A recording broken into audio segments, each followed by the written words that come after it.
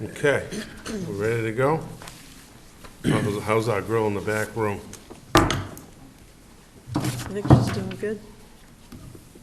Pushing lots of buttons. You good? Okay. No? She's getting me back because I just did that to her.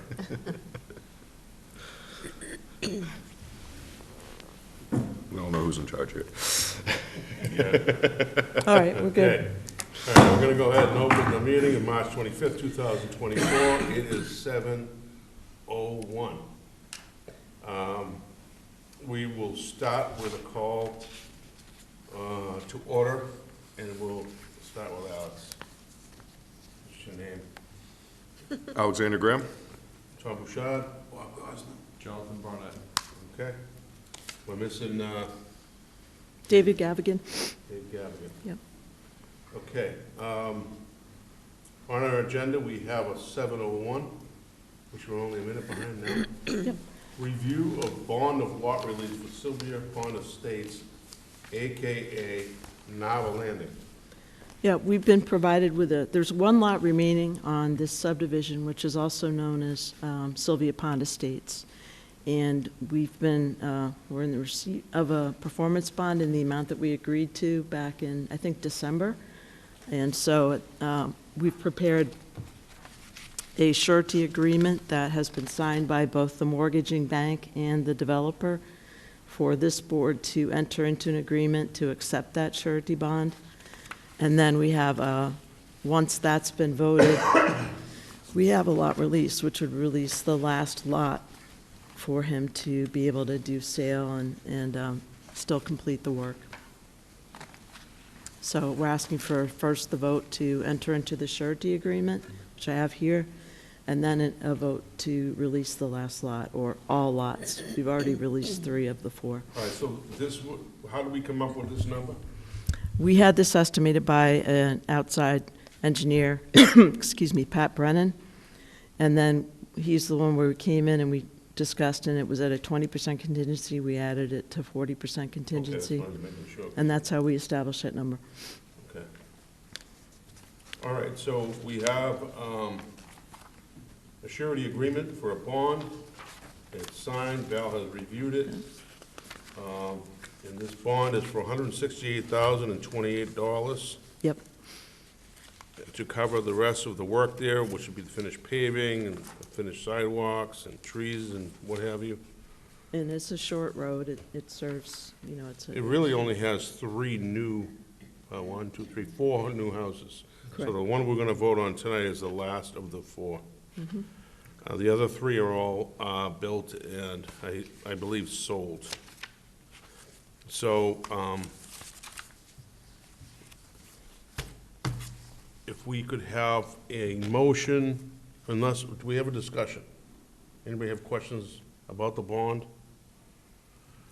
If we could have a motion to approve, or to release, or to accept the bond for lot release for Sylvia Pond Estates at Nava Landing. So moved. That was a simple way of doing it, I like that. works. It works.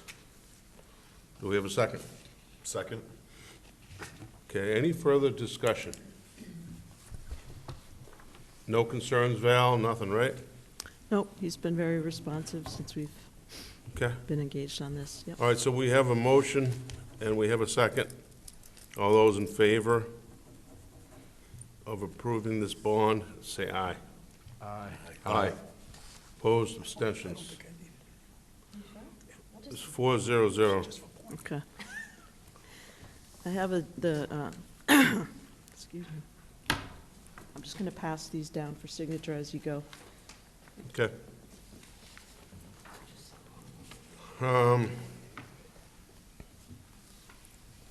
Did we have a Form A that we were supposed to approve? That's not gonna happen tonight, because the lot numbers and stuff didn't get assigned, so we don't wanna vote on something that don't have the correct lot numbers or anything like that. Do we need a motion for the rest of the lots? Yeah, we need a motion to release the lot, and is that number here? Actually, that's the last document that's coming through. So first, you're signing the surety agreement, Okay. and then Alexander has That's this the one, right? lot release. Yeah, that's the lot release right Okay, there. so we'll vote on that, and then Yeah. Yeah. we'll start by passing. So what is the lot number? Well, I'm saying all lots because I didn't know which lot number. It's the first one on the left as you drive in. But Okay. that covers it. All lots is fine. I'll make a motion to release all lots for Sylvia Pond Estates, AKA Nava Landing. Second? Okay, any further discussion? Is that, We have a bond in place? when the law release is written up, it's gonna be written for that lot, though? To All go- the To go lots- on record, Well, no, it says all lots, and that's because the other three have already been released. right? And so just to be clean in terms of drainage or the road or anything else, usually on the last lot, you write all lots, just to make sure there's no confusion that, So you don't have to specify the lot. no. We would if there were other lots remaining, but there aren't any. All right, I just don't want to have any confusion at the Yeah. registry. Good question. All right, so we have a motion to release the lot. We have a second. All those in favor say aye. Aye. Aye. Opposed? Abstentions? It is done. Okay, next we have draft warrant Yeah, articles just one. for town meeting, or article, singular? So- Accessory dwelling units. We have a draft from our consultant that I've reviewed with Jason Silva, and we're in agreement. There are a couple of edits that need to be made, but essentially just wanted to walk the board through these quickly.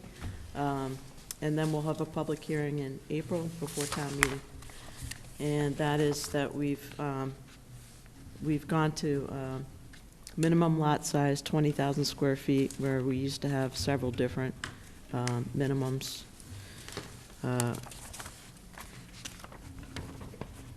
We are, Could you repeat that? lot size is 20,000 square feet.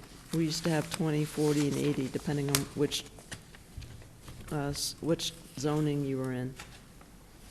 Okay. We have setbacks are, for an attached unit, are grandfathered to the time the unit was constructed. I think that's the one. Detached is This goes with it. the same as today requires, and in no case less than 25, 15, or 20, which is similar to what we have now. Everything we're doing here is making it more flexible. We're allowing the ADUs in all zoning districts. We have That's good. no limits on bedroom. We're going with maintaining a separate entrance and having the exterior have a consistent architecture, whether it's attached or detached. We're keeping that the principal structure will be at least 1,200 square feet. We're going down in the minimum square footage from 500 to 350 to be consistent with all the other towns on the South Shore. And when I talked to Jason, we talked about the 30% being the habitable area of the maximum that the accessory unit would be is 30% of the principal dwelling. I had thrown in some additional language that I saw from Hingham, which was no higher than, say, 2.5 stories. But two different things happened. One is in our conversations, Tom, you pointed out that an accessory dwelling might end up being the original house, which is fine. And so that wouldn't work. And also, in Jason's experience, you have one or the other, the 30% or the height, which is what, when we looked, that was correct, that no one has both. And that's because you have to allow for flexibility in the beams when you're doing the roof, because you don't usually match roof line to roof line when you're adding on. So I thought he made really good observations there, and that's why we rely on him for input on making a realistic bylaw. And so I want to strike that recommendation back out about limiting the height, and we just keep the height limit that we have in the town and not get specific with an ADU and leave that 30% of the habitable area as what we use, 30% maximum of the habitable area of the existing dwelling. and what is the purpose of that? The idea is that it has to be accessory. Once you have an equal size, then you have it's a two-family situation. And in case law and in arguing what's accessory to a dwelling or accessory to another use, people are using either 30 to 40% as. Right, but if you have a small house down Rocky Nook, Uh-huh. what could 30% of that be? Well, that might Be be, like a half a room. well, and that's part of the issue, is you've got to have some space between buildings and all that, so you can go up, you can go over, but you're not necessarily always going to be able to fit it. But I've seen it done in Rocky Nook, so I know it can be done, depends on I'm the just saying, lot. if you have like an 800 square foot house, what does that allow you? See what I'm saying? Well, you have to get to 350 square feet, so you'd have to, you might not be able to do it. So what would be wrong with like 70%? Well, then it's still an more than accessory. versus- But we can reserve an article and leave that open for discussion at the public hearing. The way it's written right now, is it 25 or 30% of the total square footage when the addition's added to it? It's 30%, not more than that, for the new dwelling. So that's an addition right now. So the way it read before is after the addition was designed, you added the total square footage of the new house, the existing house and that, and then the in-law couldn't be more than 30% of that total. Yes. 30% of the existing. That's not the way it was. Okay, so we need to square that up before we have the public hearing and make sure we get that right. So I'll Because definitely works do that. differently. It works a lot different, yeah. Okay.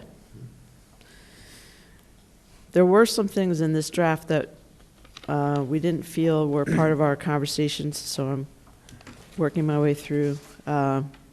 We agreed at the last hearing that it'd be one parking space per bedroom.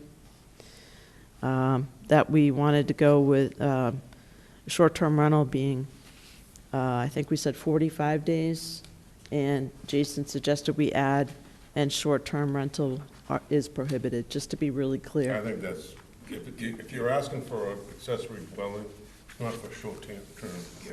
Get rid of it. Yeah. Get rid of it. Does anybody have any thoughts about the 50 or 70%? We can Well, I always think go to the way council, we too. have it, the way it's worded now is fair and works. I don't know why we can't keep it that way. I'm just thinking, sometimes it could be a father and mother that still have kids, that are home. Their older kids want to move in with their two kids in an accessory. I'm getting ready to do one in Carver right now with a new house, and their bylaw just states no more than 800 square feet, period. There's no percentage tied into it. It's not a bad idea. We can do that. We have, Even if you did 50%, I mean, to your point about an 800 square foot house, then you're reaching that 350. And in certain cases, you're gonna be a lot more than that. Yeah, and if the lot's too small, they can't do it anyway. Yeah. right. So we did have some discussion about whether we wanted to cap the size. I don't know if we want to do that. You're saying it could be no more than 800 square feet? in Well, Carver? But right now, the way Carver's bylaw is that I've got to follow, it doesn't say anything about percentage. It just says no bigger than 800 square feet. So the other one could be 900 square feet and the accessory could be 800. Right. What do you guys think about that in terms of? Doesn't bother me. Because the main house I'm doing is 1,600 square feet. And there's a two-car garage, and then there's a 600 square foot in-law attached on the other side of it. Yeah. But it can't be over 8. What I'll do is bring in, for the public hearing, and maybe if we have time in between, we can have some more dialogue about it, and I'll reserve the warrant article with that not finished, just to get it in the warrant. I understand your purpose would not want to build two families, but that's what we're effectively allowing. Yeah, except Well, they gotta be, but- they gotta be owner occupied, that's the difference. Right, owner occupied and not the same intensity in theory as the original house. I think we should either do We should discuss 50% or we do 800 square feet maximum. But we can talk more about it. Yeah, Yeah. and other than that, what's not in here, but what is by omission, because we're gonna take this out of being a footnotes. Right now in the use table, the footnotes are this long in superfine print. And it's hard to read, and this is taking all of that and breaking it out into readable language. And what Jason and I are suggesting is we go into section 7 of the zoning bylaw, which is where we have special use districts, like cell towers and that kind of thing. So this would just become another part of that. And then there'd be a footnote referencing you from the use table to go to that section.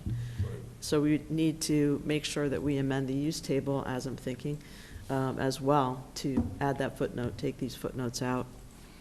So we'll get that squared away and get something reserved in the warrant. We'll bring back at the 11th, which I think our next meeting is, clean language for you to look at. Now, what about the idea of building a new house and doing it?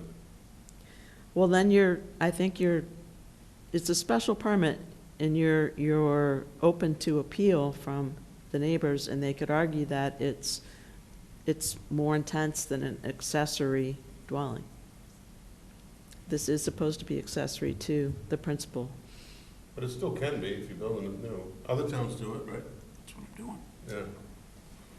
I like the idea of having a percentage because every lot may be different. Yeah. I think 30% might be a little bit too low, because you make a good point. If there's people moving in with kids or, families moving in together, it may not be worth it to them, but the way things are going, and if it's in line with what other towns are doing, then maybe we look at both options, whether it's a max out of, like you said, 800 square feet, but to your point, if there's an 800 square foot house, and then the bylaw says that you can build an 800-foot accessory, then you're building two accessories. So what I'll do is You're zoom in. building two houses on the same lot. I apologize, I didn't realize I was interrupting. Sorry. Well, that's fine, go ahead. Okay. I was done. All right, I'm sorry. I was thinking I would do some examples, Yeah. and then we can talk about those at the next meeting Okay. and try to narrow this down. So the next thing is, not only can you not do it in Kingston on a new house right now, you have to buy the house and live in it for so many years. Right, and that's going away. That's gotta go away. Yeah. Val, I apologize if I didn't hear you earlier. Was there any discussion on attached and detached too, as well? So the change is that we would allow detached, which we don't right now. Great. I think it's fine. Okay, so I think we're close enough with one or two kind of outstanding things. One other thing that we need to do is kind of really focus on the definition of what's normal habitable area, because the question of finished basements comes up. The assessors does not look at basements, finished or not, as part of a livable area. And the definition has to be clarified, whether or not we would include that for the sake of the building department to be able to make that math. So in Well, those. can we put finished habitable space or something like that, rather than, It still just needs to be clarified. So if we say finished livable area, including basements or not including basements, and the reason that the basements comes up, I think, in this particular case, is you're looking again at accessory and how it's experienced from the neighbor or the street. Is it, you've got, effectively, if you have a finished basement, you have like a third story underneath that maybe you have a two-family on top, and a two-bedroom on top, and then a third bedroom below that you don't see from the neighbors.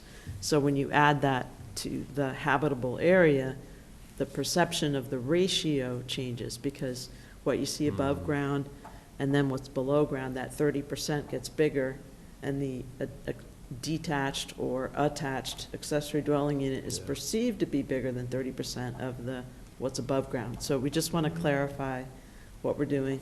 And again, I think if I bring some visuals, it'll help us to feel comfortable with making a decision on those numbers. So what about making an accessory dwelling in the basement? Oh, I think that's what we intend, that you should be able to do something like Just that. you gotta meet egress. You just have to have a Yeah. separate entrance. Because the idea is that you want to be able to have people be able to convert their homes to, like you say, to downsize, to be able to have a tenant. Those kinds of things are because of the current cost in Kingston for a house, an average house that's on the market is $650. And it's gone up for a 2-bedroom house 67% since last year. It's just so expensive that it's not affordable. So what we're trying to do here is do our part. On some lots, this will work. On some lots, it won't work, but it's offering up another opportunity for the public. So The designated entrance couldn't be a bulkhead either, right? it can't be a bulkhead, it has to meet building code as an Right. egress. Okay. How's that proper egress, correct? Yeah. That's So what Bob was just saying as well. Well, you gotta meet window requirements too. Right. For bedrooms, you have to have a Fires window. and stuff. yeah. Yeah. So that's all covered by building code, and we don't want to get Don't want to get involved into the with that. weeds of putting building code here. Most of these finished basements probably never pull the permits. And then they wouldn't be able to count, That's what I mean. right? Mm. Yeah. They've got to meet code or they're not going to count. Mm. Okay, anyway, so that's that. We'll reserve a spot in the warrant. When you said assessors don't look at that, are you trying to tell me that they don't assess it? That's my understanding, is they don't Really? assess the finished basement Wow. in like a ranch or that kind of thing.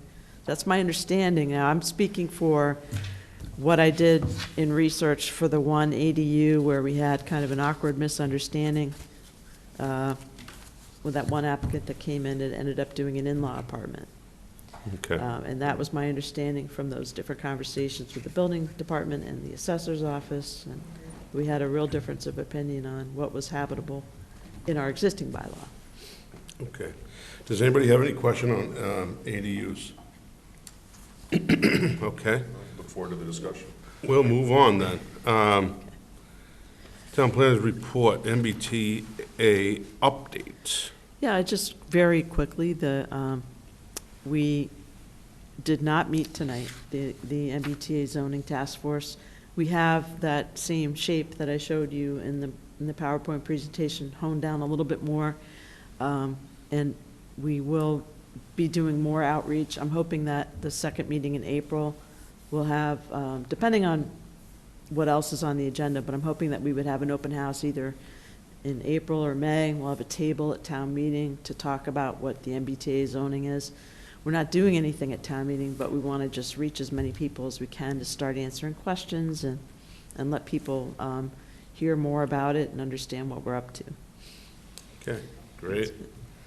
All right, next thing is minutes. We have, the first one that's on our list is January 8th. We had myself and, oh. Rich Kenny. Roll call, Tom, David, Gavigan, and Jonathan. Am I missing something? No. Yeah. Yeah, couldn't we not do that one last time? We couldn't do it last time. Yeah, see, the roll call is different than who's absent, right? That was, there's two copies, remember, and I ran downstairs and fixed it and then brought it back up. Yeah. So I don't know if you have the, still looking at the old one, or, I thought I put that in the old one. It was- This is right. I think this is right. This is the Oh. correct one. Yeah, this is the correct one. So we can do this, right? All right, this one just says that David was here and me and you, Yeah, Jonathan. so we should be able to do it, All right? right, let me see that one. Let me just so we look at it. That's the one. Yeah, that was the one that said that Bob was both present and not present, but he was not present and neither was So this is Alex. not right. Yeah, I was not there. So you Roll can't. call, Tom, David, and Jonathan. Right, But David's not here, right. so we can't do this one. Right. Two of you can. Oh, I thought you were saying yours was different than mine. Oh, Oh, I thought No, we no. did. Okay. You have two? If You you have have two, you two. can? 2 out of the 3 that were there, but you're saying you want to have... Let me see if I have another one that I missed. Oh, there's just 2 in there. There's just 2 in there. So we can do this. No. Look who's on the roll call. Val just said we have 2 out of the No, 3, this is right? March. I That thought we were were doing present. January. Which one are we on? Oh, Wait a minute, am I messed up here? well, it's still the It's same. Janu- Right, this one you can't do. We couldn't do it last time, And and we this- can't do it tonight. And this one we can't do. Oh, this one we can. That one you can. That was Okay. last meeting. I get them mixed up. Okay, thank you. So we're not doing January. You're not doing No, we're January gonna do the 8th. March You're only 11th. doing March 11th. So in the meeting minutes of March 11th, present that are here tonight is Thomas, Jonathan, and Bob Goslin, and Alex, all 4 that were present then. Okay, that works. So we can entertain a motion for that. I'll make a motion to approve the meeting minutes of March 11th, 2024 as presented. I'll second that motion. Okay, any further discussion? Here are none, all those in favor, say aye. Aye. Aye. Aye. 400. And we'll do the 8th next time, Okay. okay?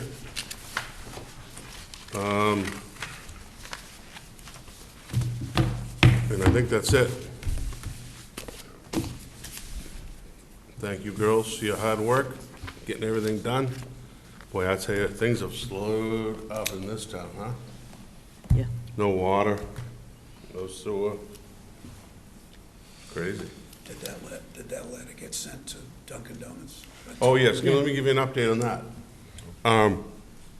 We sent that, and if you remember, we CC'd Dunkin' Donuts And The other and the other businesses. place. Yeah. Well, I get a call from Scott Spencer. And do you remember he had medical problems and all that? When we were going through the thing and he wasn't getting back to us, he said he had medical trouble. Well, it turns out he really did. I was doubting it. I shouldn't have been, but I did. And he went down to Florida while he was on the plane and going down to Florida. His leg blew up. And he came within minutes, actually for weeks, of having the whole leg being cut off. He got blood clots from the COVID shot, and his life was in danger. He was in tough shape for months and months and months. He was called me back, and the reason he did is because of us CCing the 2 tenants.